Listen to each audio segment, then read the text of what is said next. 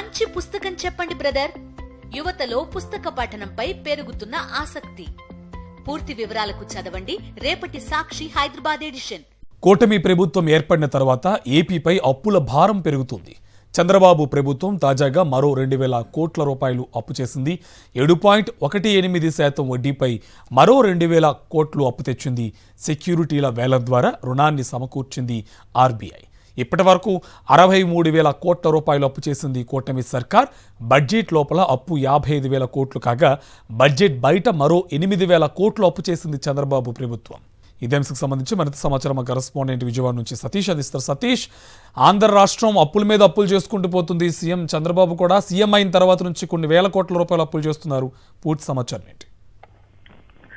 కార్తీక్, ఆంధ్రప్రదేశ్ రాష్ట్ర ప్రభుత్వం రికార్డు స్థాయిలో అప్పులు చేస్తుంది. కేవలం 5 నెలల్లోనే ఇప్పటి వరకు 63,000 కోట్ల రూపాయలను చంద్రబాబు ప్రభుత్వం అప్పు చేసింది. ఈ మంగళవారం అప్పు కింద 2,000 కోట్ల అప్పు చేసినటువంటి ప్రభుత్వం 7.18% వడ్డీతో ఈ 2,000 కోట్ల అప్పును సమీకరించుకుంది. రిజర్వ్ బ్యాంకులో సెక్యూరిటీ వేలం ద్వారా ఈ రుణాన్ని సమీకరించుకుంది. దీంతో ఇప్పటి వరకు కూడా ఈ అప్పుకి సంబంధించి లెక్కలు మనం చూస్తే బడ్జెటరీ అప్పులు ఇప్పటి వరకు 55,000 కోట్లు, అంటే వివిధ సెక్యూరిటీల వేలం ద్వారా వివిధ మార్గం ద్వారా ఈ బడ్జెటరీ అప్పులు 55,000 కోట్లు చేసింది. అదేవిధంగా బడ్జెట్ బయట వివిధ కార్పొరేషన్ ద్వారా ఆంధ్రప్రదేశ్ రాష్ట్ర ప్రభుత్వం ఇప్పటి వరకు మరొక 8,000 కోట్ల రూపాయలను అప్పు సమీకరించింది. సివిల్ సప్లైస్ కార్పొరేషన్ ద్వారా, వ్యవసాయ శాఖకు సంబంధించినటువంటి కార్పొరేషన్ ద్వారా, వివిధ కార్పొరేషన్ ద్వారా ఈ అప్పులు సమీకరించింది. సో మొత్తంగా 63,000 కోట్లకు చంద్రబాబు ప్రభుత్వం అప్పులు చేయాలి. అంటే కేవలం 5 నెలల కాలంలోనే జూన్ 12న ముఖ్యమంత్రిగా చంద్రబాబు బాధ్యతలు చేపట్టారు. ఈ రోజు నవంబర్ 26వ తేదీ నాటికి కేవలం 5 నెలల కాలంలోనే 63,000 కోట్ల రూపాయలను అప్పు చేసింది చంద్రబాబు ప్రభుత్వం. ఎటువంటి హామీలు అమలు చేయకుండా, సూపర్ 6 ఉన్నటువంటి పథకాలేవి అమలు చేయకుండానే 5 నెలల్లోనే 63,000 కోట్ల రూపాయలు అప్పు ఎందుకు చేసిందన్నటువంటి ప్రశ్న సర్వత్రా కూడా వ్యక్తమవుతుంది. చంద్రబాబు ప్రభుత్వం వరుసగా అప్పులతోనే రాష్ట్ర ప్రభుత్వాన్ని ఎత్తుకొస్తున్న పరిస్థితి. 5 నెలల్లోనే 63,000 కోట్లకు రాష్ట్ర ప్రభుత్వం అప్పు చేరింది.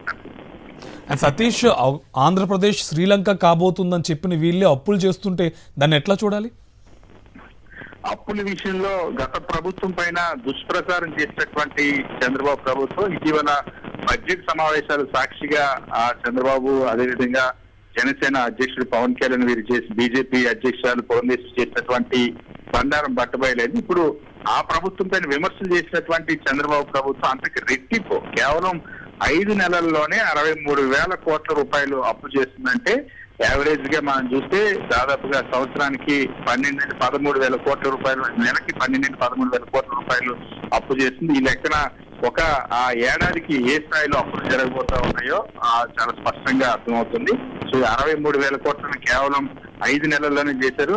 సో గతంలో చేసిన విమర్శలన్నీ కూడా ఇప్పుడు చంద్రబాబుకి ఎదురవుతున్నటువంటి పరిస్థితి. ఆంధ్రప్రదేశ్ రాష్ట్రం శ్రీలంక అయిపోతుంది, ఆంధ్రప్రదేశ్ రాష్ట్రం అప్పుల్లో మునిగిపోతుంది, ఆంధ్రప్రదేశ్ రాష్ట్రం తీవ్ర నష్టంలో ఉంది అన్నటువంటి ఈ విమర్శలన్నీ కూడా ఇప్పుడు చంద్రబాబుకి ఎదురొస్తున్నటువంటి పరిస్థితి. ఇప్పుడు చంద్రబాబును కూడా విపక్షాలు అదే అంశాన్ని ప్రశ్నిస్తుంది. పైగా గత ప్రభుత్వం ప్రజలకు ఇచ్చినటువంటి హామీలన్నీ అమలు చేసి చేయడానికి కోసం దాదాపు 2,73,000 కోట్ల రూపాయల డీబీసీ పథకాల ద్వారా 5 సంవత్సరాల్లో కోవిడ్ సంక్షోభ పరిస్థితుల్లో ఎదుర్కొని కూడా అందించింది. కానీ ఇప్పుడు ఈ రాష్ట్ర ప్రభుత్వం సూపర్ 6 లో ఇచ్చినటువంటి హామీలు ఒక్కటి కూడా ఇప్పటి వరకు అమలు చేయకుండానే 5 నెలల్లోనే 63,000 కోట్ల రూపాయల అప్పు దేనికోసం చేస్తున్నటువంటి విమర్శ కూడా సర్వత్రా వ్యక్తమవుతుంది.